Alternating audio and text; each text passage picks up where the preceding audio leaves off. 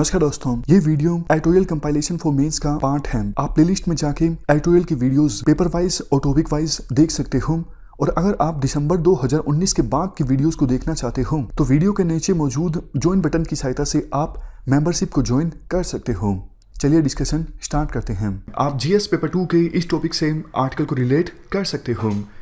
देखो, 5 दिसंबर को हमने इसी इशू से संबंधित एक आर्टिकल डिस्कस किया था, लेकिन उस आर्टिकल में हमने एक पूरी टाइमलाइन डिस्कस की थी इस इशू की, कैसे सुप्रीम कोर्ट में केस चलता आया है। लेकिन उस आर्टिकल में हमने सैद्धांतिक तौर पर यह नहीं डिस्कस किया था कि क्रीमी लेयर का जो कंसेप्ट है वो शेड्यूल कास्ट के लिए भी एप्लीकेबल होना चाहिए या फिर नहीं होना चाहिए। फॉर एग्जाम्पल, अभी ओबीसी यानी अदर बैकवर्ड क्लासेस में वो फैमिलीज जिनकी एनुअल इनकम अच्छी खासी है, उदाहरण के लिए 9 लाख से ऊपर, उनको ओबीसी रिजर्वेशन का लाभ नहीं मिलता क्योंकि वो क्रीमी लेयर में आते हैं। इवन क्लास 1 ऑफिसर्स के बच्चे, उनको भी ओबीसी रिजर्वेशन का लाभ नहीं मिलता, वो भी क्रीमी लेयर में आते हैं। क्या इस प्रकार का कंसेप्ट शेड्यूल कास्ट के लिए भी एप्लीकेबल होना चाहिए? क्या ऐसा होना चाहिए शेड्यूल कास्ट में जो अमीर फैमिलीज हैं जिनकी एनुअल इनकम अच्छी खासी है, उनको भी रिजर्वेशन का लाभ ना मिले? शेड्यूल कास्ट में क्लास 1 एससी ऑफिसर्स, उनके बच्चों को भी रिजर्वेशन का लाभ ना मिले? क्या ऐसा होना चाहिए या फिर नहीं होना चाहिए? इसके साथ साथ अगर देखो एंट्री लेवल पर एक बार रिजर्वेशन का लाभ मिल जाता है, मान लीजिए आईएएस ऑफिसर कोई बन गया शेड्यूल कास्ट रिजर्वेशन से, तो उसके बाद प्रमोशन में रिजर्वेशन का लाभ मिलना चाहिए या फिर नहीं मिलना चाहिए? तो उसी से संबंधित ये पूरा इशू है। पहले हम विपक्ष में आर्गुमेंट्स डिस्कस करेंगे कि क्रीमी लेयर का जो कंसेप्ट है वो शेड्यूल कास्ट के लिए एप्लीकेबल नहीं होना चाहिए। उसके बाद हम पक्ष में आर्गुमेंट्स डिस्कस करेंगे और लास्ट में कंक्लूजन की बात करेंगे। विपक्ष में सबसे पहला आर्गुमेंट ये दिया जाता है, देखो, एक बार कोई शेड्यूल कास्ट का पर्सन रिजर्वेशन का लाभ उठाकर सर्विस में आ भी जाता है तो उसके साथ डिस्क्रिमिनेशन बंद नहीं होता। सर्विस में आने के बाद भी डिस्क्रिमिनेशन होता रहता है। इवन शेड्यूल कास्ट और शेड्यूल ट्राइब कमीशन के पास सर्विस में डिस्क्रिमिनेशन से संबंधित 12,000 जो कंप्लेंट हैं अभी पेंडिंग हैं। तो कहने का मतलब ये है, जब डिस्क्रिमिनेशन होता रहता है सर्विस में आने के बाद भी, तो फिर ऐसा क्यों कि सिर्फ एंट्री लेवल पर रिजर्वेशन का लाभ मिलना चाहिए और एक बार सर्विस में आने के बाद प्रमोशन में नहीं मिलना चाहिए रिजर्वेशन का लाभ? दूसरा आर्ग्यूमेंट, इवन देखो प्रमोशन में भी डिस्क्रिमिनेशन होता है शेड्यूल कास्ट के ऑफिसर्स के साथ, इसलिए प्रमोशन में भी रिजर्वेशन का प्रावधान होना चाहिए। नेक्स्ट आर्ग्यूमेंट, देखो, यूएसए में एक आर्ग्यूमेंट ये दिया जाता है, वो ब्लैक फैमिलीज जिनके पास पैसा आ जाता है उनके साथ बल्कि डिस्क्रिमिनेशन और भी ज़्यादा बढ़ जाता है, क्योंकि वाइट्स को ये लगता है कुछ प्रिविलेज्ड पोस्ट पर सिर्फ वाइट्स होने चाहिए, ब्लैक्स नहीं होने चाहिए। तो आर्ग्यूमेंट का कहने का एसेंस ये है, इकोनॉमिक पोजीशन अगर अच्छी होती है तो डिस्क्रिमिनेशन बल्कि और भी ज़्यादा बढ़ जाता है, कम नहीं होता है। नेक्स्ट आर्ग्यूमेंट, देखो, रिजर्वेशन जो दिया गया है शेड्यूल कास्ट को, ये एक एंटी पॉवर्टी प्रोग्राम नहीं है। ये गरीबी को खत्म करने के लिए नहीं दिया गया था। ये दिया गया था पिछले 2000 सालों में जो डिस्क्रिमिनेशन हुआ है शेड्यूल कास्ट के साथ, उनकी भरपाई करने के लिए। मतलब शेड्यूल कास्ट रिजर्वेशन का इकोनॉमिक स्टैंडिंग से कुछ भी लेना देना नहीं है। डिस्क्रिमिनेशन को एड्रेस करने के लिए शेड्यूल कास्ट रिजर्वेशन का प्रोविजन किया गया था हमारे देश के संविधान में। अगर सरकार को फिर भी लगता है तो सरकार एक चीज़ ये कर सकती है, शेड्यूल कास्ट की वो फैमिलीज जिनकी एनुअल इनकम अच्छी खासी है, तो उनको सरकार सब्सिडी देना बंद कर दे, स्कॉलरशिप देना बंद कर दे, इकोनॉमिक कंसेशन उनको देना बंद कर दे, लेकिन उनको रिजर्वेशन के लाभ से वंचित नहीं करना चाहिए, क्योंकि डिस्क्रिमिनेशन उनके साथ होता रहता है। और ये जो आर्ग्यूमेंट्स दिया जाता है कि ओबीसी में क्रीमी लेयर का कंसेप्ट है तो फिर शेड्यूल कास्ट के लिए क्यों नहीं? देखो, ओबीसी के साथ डिस्क्रिमिनेशन नहीं होता है। ओबीसी अलग तरह की सोशल रियलिटी में रहते हैं और दलित जो हैं वो अलग प्रकार की सोशल रियलिटी में रहते हैं, तो दोनों को आपस में आप कंपेयर नहीं कर सकते हो।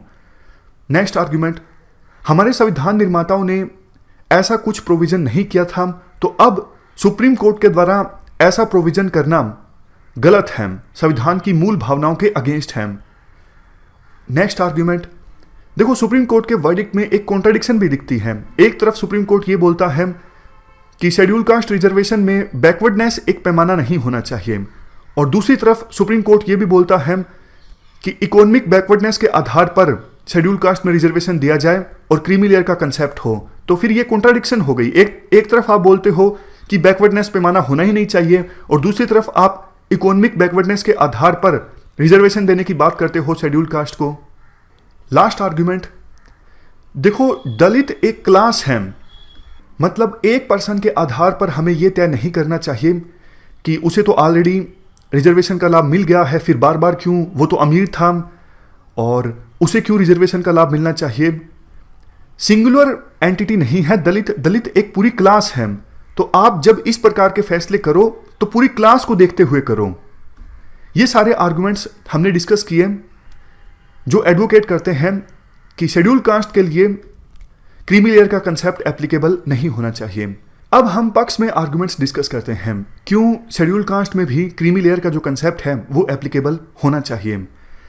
देखो पिछले 70 सालों में शेड्यूल कास्ट रिजर्वेशन का लाभ एक्यूमुलेट कर लिया गया है कुछ ही फैमिलीज के द्वारा। जैसे कोई आईएएस ऑफिसर है, ऐसी है, उसके बच्चों को रिजर्वेशन का लाभ मिला, फिर उनके बच्चों को, फिर उनके बच्चों को, फिर उनके बच्चों को, कुछ ही फैमिलीज के द्वारा रिजर्वेशन का लाभ इकट्ठा कर लिया जाता है और शेड्यूल कास्ट में बाकी जो लोग हैं उनको रिजर्वेशन का लाभ नहीं मिल पाता इस वजह से। जैसे देखो एक कंट्रोवर्शियल एग्जांपल जिस पर बार बार डिबेट होती रहती है, कनिष्क कटारिया, टीना डबी, इनके पेरेंट्स हायर पोस्ट पर थे। अगर ऐसे लोगों को रिजर्वेशन का लाभ नहीं मिलता है तो हो सकता है शेड्यूल कास्ट में उन लोगों का नंबर आ जाए जिनको अभी तक रिजर्वेशन का बेनिफिट नहीं मिल पाया है। मतलब कहने का यही है कि कुछ ही फैमिलीज के द्वारा रिजर्वेशन के लाभ को एक्यूमुलेट कर लिया गया है और बहुत से ऐसे लोग हैं शेड्यूल कास्ट में जिनको अभी तक रिजर्वेशन का लाभ नहीं मिल पाया है पिछले 70 सालों में। नेक्स्ट पॉइंट, देखो ये पॉइंट पता नहीं कितना सही है कितना गलत है, लेकिन एक आर्टिकल में लिखा हुआ था कि शेड्यूल कास्ट के अंदर भी जो अमीर शेड्यूल कास्ट हैं उनके द्वारा भी गरीब शेड्यूल कास्ट के लोगों के साथ अच्छे से बिहेव नहीं किया जाता, अच्छी ट्रीटमेंट नहीं दी जाती है। नेक्स्ट पॉइंट, देखो इस चीज़ को कहने का कोई डेटा अवेलेबल नहीं है कि सर्विस में एंटर करने के बाद भी डिस्क्रिमिनेशन होता है या फिर कोई शेड्यूल कास्ट का पर्सन अमीर हो जाता है तो भी उसके साथ डिस्क्रिमिनेशन होता रहता है। कॉन्क्रीट बेसिस पर यह नहीं कहा जा सकता है। आज हमारे संविधान में राइट टू इक्वलिटी है, कोई भी बिजनेस स्टार्ट कर सकता है। ऐसा कुछ नहीं होता कि कास्ट के आधार पर सरकार कोई सर्विस प्रोवाइड करती हो या फिर लोन देती हो कास्ट के आधार पर, या फिर प्राइवेट सेक्टर में जॉब्स लगती हो कास्ट के आधार पर। सब कुछ मेरिट के आधार पर होता है। तो इस चीज़ का कोई डेटा अवेलेबल नहीं है कि अमीर शेड्यूल कास्ट के लोगों के साथ भी डिस्क्रिमिनेशन होता रहता है। नेक्स्ट आर्गुमेंट, देखो ये जो आर्गुमेंट दिया जाता है ना कि संविधान निर्माताओं ने ये इन्विजन नहीं किया था कि शेड्यूल कास्ट में क्रीमी लेयर का कंसेप्ट एप्लीकेबल हो, तो उसके विपक्ष में ये कहा जाता है संविधान ने तो ये भी कहा था कि रिजर्वेशन चलेगा सिर्फ 10 सालों के लिए, उसके बाद नहीं चलेगा। तो फिर उस आधार पर तो इसे भी इंप्लीमेंट करना चाहिए। नेक्स्ट आर्गुमेंट, अगर देखो कोई शेड्यूल कास्ट का पर्सन रिजर्वेशन का लाभ पाकर आईएएस ऑफिसर बन जाता है और सर्विस में आकर भी उसके साथ डिस्क्रिमिनेशन होता है, तो फिर तो रिजर्वेशन का फायदा ही क्या।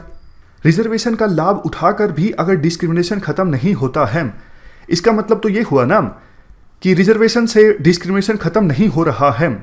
तो फिर तो खत्म कर दो रिजर्वेशन को, कुछ और सोचो, कुछ ऐसा किया जाए जिससे डिस्क्रिमिनेशन खत्म हो।